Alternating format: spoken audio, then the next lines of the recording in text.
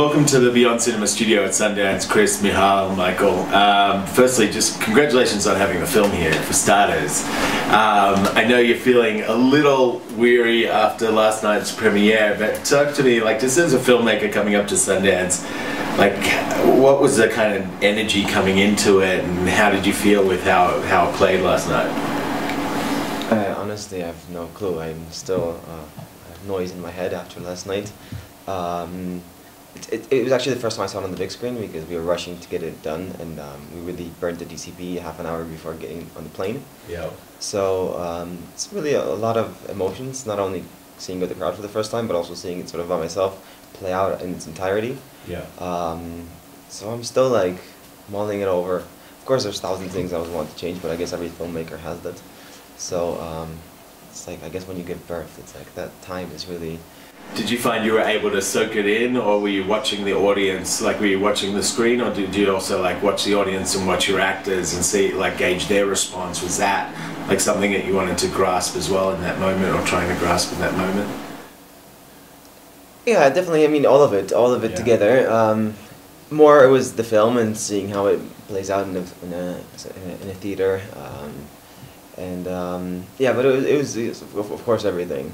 Yeah, it's an unusual process that you have in terms of the way you brought these people, people together to make the documentary, but also influence the documentary, or influence this experience of taking these people around to these different places. So for you guys, what was it like the first time you met? And did you meet at a cafe somewhere? Did you meet on Skype? Like, what was that relationship? How was that relationship formed? We already met at the party, and it was a cool thing because we were talking about like the kind of like 21st century soul, what it is, what it means. And it started like that, and then we did like crazy things on the party, like giving people like vodka with milk or something, and it was like very tasty. We discovered that. And I remember that. Yeah, and it was really nice meeting. So let's say I had that feeling that, oh, the guy is really cool. So yeah. Yeah, we got really nice opening. And did you guys know each other before? Were you friends already? Yeah, we've been friends. Also with Eva. Yeah, for a while. Yeah. So we just met before we met together. I mean, these guys were friends, and yeah. I didn't know them. And when I had the idea for this film, it was basically half a year of wandering around to find the right people, because I knew I wanted to do something which was sort of closely what I lived through, what I saw that Warsaw was living through, but I was already 32, 31 actually at the time. So of course all my circle friends were already past that stage, so I sort of had to delve into a little bit younger generation and look for the people. And it was really after half a year of like doing camera tests and just hanging out with people, and then when I met these two guys, it was like really immediate. It was like, boom, those are the people I'm kind of looking for. I mean, and the energy between them and just the energy between us immediately, it's like I knew it's going to go to some beautiful place. I had no clue exactly where, but I knew that it would definitely end up somewhere. And so how long did you actually spend shooting and taking them around and filming these experiences? It was a year and a half, but we had big breaks because we wanted from the start to portray this story over a period of almost 2 years. We wanted to have 2 summers and a winter. Yeah. So it was mostly shooting in the summers and then in the winter, and then with breaks in between. And did you find that as individuals and as people that your relationships with Eva also changed because of the awareness that you were being filmed? Did you feel like you made things happen differently because of the fact that it was also a project? No, I didn't think so. We didn't giving much care to that the camera is around. Yeah. Like, you were able to keep it. But it's somehow it's like feels stronger, that our relationship is stronger. Probably without it gonna be not like that. Probably, I don't know. Yeah. It's hard to say. Yeah. Chris, for you? For me, the first was friendship. So we were so close that it was just natural. We've been like into it. So strong, and we just live through it. So probably I don't remember even this feeling of kind of weirdness about camera in my life that time. Yeah. to say, yeah. And were like a lot of these places that you went to, the tunnels and these huge places and these raves and the landscapes, are these places that you would have gone to normally, or were they also like experiences that you were having for the first time? Probably some of them were like natural places for us, but we also like we're trying to explore as much as we can, you know, the most beautiful and crazy places in Warsaw at all. So, yeah. Do you have a new appreciation for the city that do you think from having gone through this? After all, Yeah. yeah, probably. Yeah. And what about you, Michael? Like, what's your relationship with the city now, having gone through this and explored so many different parts of it? I guess just coming back to your question, reiterating on that, it's like when we sort of first met and started seeing what this movie could be about, and this sort of aura of adventure and exploration and trying to sort of step out of the places where we usually go or associate with and really explore it was just something that I think we were all really into it, without even speaking about the film. Right. So of course then it became natural that in the film we kind of did this. So I think if you ask us many times what if we did something for a camera, or if we did something because we wanted to do it anyway, explore another part of the city we've never seen, or go to places we've not been to, or meet people that I think there was a big curiosity in all of us. So if we did it for the camera or not, I think it's a question that nobody really can answer, but it's like we really wanted to go on that adventure together, and explore this. And so answering your question, it's Warsaw is a city that really shifts and changes because it's only been 20 years after the fall of the wall, and it's a city that, you know, rapidly things close, open up, and new people come and new styles arise and fall at a very fast pace. So it was really interesting to be in it and to see it, to observe it, and for me, like, to compare it to, you know, only 7 years difference between us, but I could see many things that have progressed and changed, and the way people talk and party and have fun and everything. So it was really interesting for me to compare it to the way I spent sort of that time and to what is changing, and to observe it and sort of capture that uniqueness of Warsaw at that time. Yeah. And is there something that you feel that the city lost since your time that you miss, or do you find that the things that you found on this new adventure were things that made you fall more in love with the city? I think, I mean, honestly, I have a strong feeling that it's developing its really own cool, or its own identity. Before it was a little bit sort of taking stuff that was flooding in from the West, and now I think it sort of the circle came back to all the beautiful traditions that we had in the 60s, 70s, and, you know, between the war era.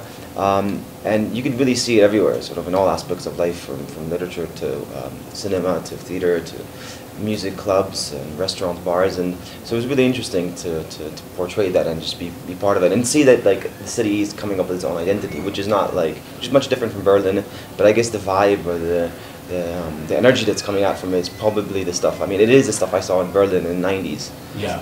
So it's cool to finally see that in Warsaw. And did you find that this was, like, for you, an extension of the project you did in Russia as well, where you spent time with people at about this age, but, you know, and older, but that were in these specific locations, and in that case, much more isolated, of course. But did you find that this is, like, maybe an extension of that series and the exploration of this time?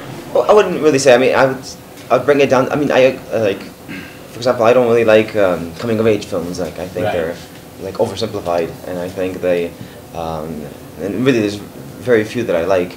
But I guess this movie arose out of the fact that, like, there really wasn't, like, adequate imagery of Warsaw, and actually the films that were coming out of there about sort of our age group were just really terrible. And I saw that there's all these beautiful people walking the streets and talking in beautiful ways, and that, like, it would be just a shame if I didn't capture it.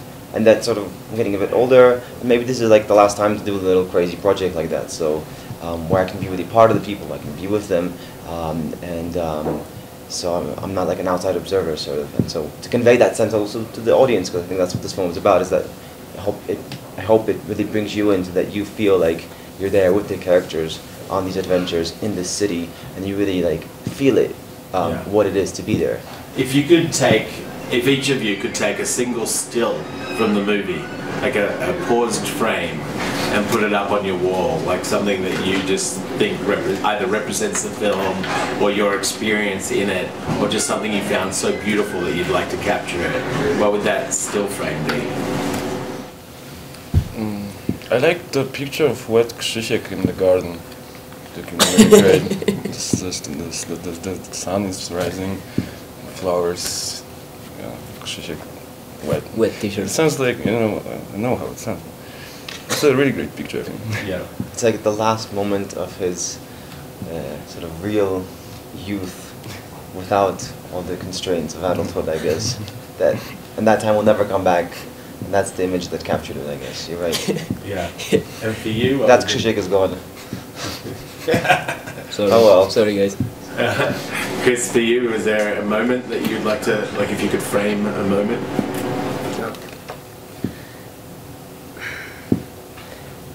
I think it will be one of the last scenes in the movie with my bunny rabbit costume and people around me. Yeah. And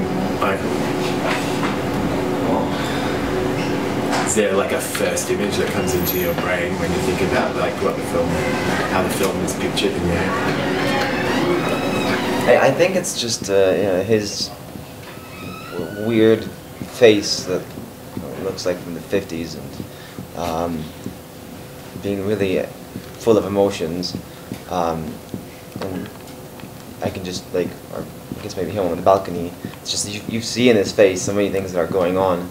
And I have no clue what it is that goes on, but it just really always works for me, and that's kind of what I think attracted me.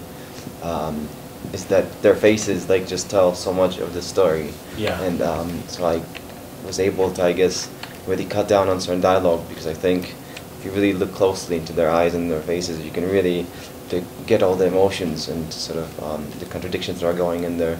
So yeah, I guess any frame which is just their face, straight on, pondering something. Yeah. Fuck knows what. So, obviously the film is billed as being about the pursuit of these perfect moments, or a perfect moment as well. When you were in those moments, when you were filming these guys and seeing these images and seeing these emotions expressed in their faces, did you find what you were looking for on this journey, or did it prepare you now to identify what that journey is that you're about to take? Tough question. I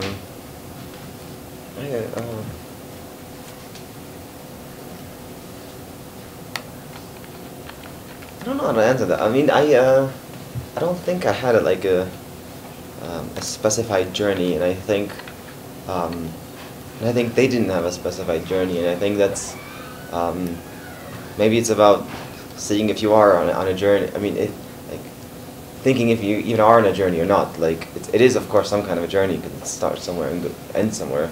But I don't think it wasn't. I don't think any of us had like something that is something that can be put into words, or something that like sort of has a definitive goal. Yeah. of finding something out in yourself, or experiencing something. It's like it could have been anything and everything. Yeah. And for me also, I think it was I have no clue where this will go.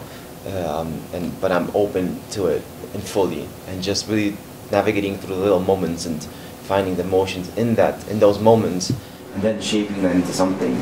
Yeah. So. And for you guys, did it inspire you watching it last night to be involved in another project, to get involved more in the art, like because you're an art student already, right? Or so it's like to pursue different art forms, or like help crystallize some images in your head about what you want to do next too. Yeah, but the level of what we already did together is really high. So yeah, but that gives us. You can read it. Yeah, but that gives us like power, like to do things. So very simple, but yeah, that gives us power. For me, it's a power. Like, it's like the best experience that you can imagine for someone who want to create something. Like, for real, like, I can't imagine like better 2 years in my life, even with all these bad, embarrassing, stupid moments that we got. But all of this, it's, you know, it gives you like a material to go somewhere with it, like to give it back. So yeah, possibly, you know, we are so much into it, and our small crew is so into it, and we got so many beautiful people around us, and the energy that we create is so strong that I'm sure that we will try to use it after all. Because it's to see, like, you know, you have your, you think like your personal thoughts, your emotions, stuff, and you're creating things, and you now see, like, we are meeting just in the States, you know, and like you see how like it's very touching, like your emotions are going like the world. Yeah. Wow. Yeah, taking your local experiences and seeing how they like how people all around the place respond to those. You must also be excited to take it back to, I don't know if you've got a planned screening yet, but to take it back to Warsaw and show them that reflection of what you created too.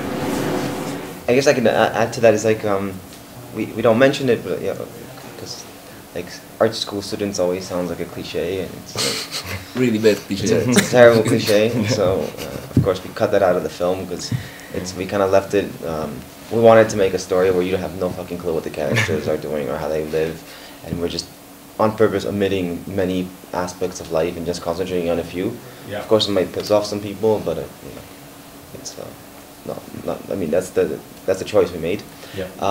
But one of the reasons that really attracted me to them is that sort of in what they were doing in their art, they were really concentrated in like exploring themselves and emotions and creating pieces and works that are totally breaking boundaries and doing stuff which are really based on everyday experiences of people, of emotions, of like a really sort of, I mean, it's like the newest types of art, of course.